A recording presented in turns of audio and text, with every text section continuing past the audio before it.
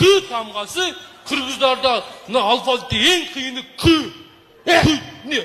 Қандайша ең қиыны К. К ең қиыны. Мына ең қиыны Ж. Неге Ж? Мына жалбырақтан жинап қойсаң не болады? Албырақ. А? Албырақ. Албырақ. Сен алты жап тұрып, шыны қойып, шалбырақ деп жүресіз. Ж ең күшті бірақ Қ күшті. Мысалы үшін қашыңнан қиын алып қойсаң, аш болып қалады. Көзіңнен алып қойсаң, өз болып қалады. Қарыныңнан алып қойсаң, арын болып қалады.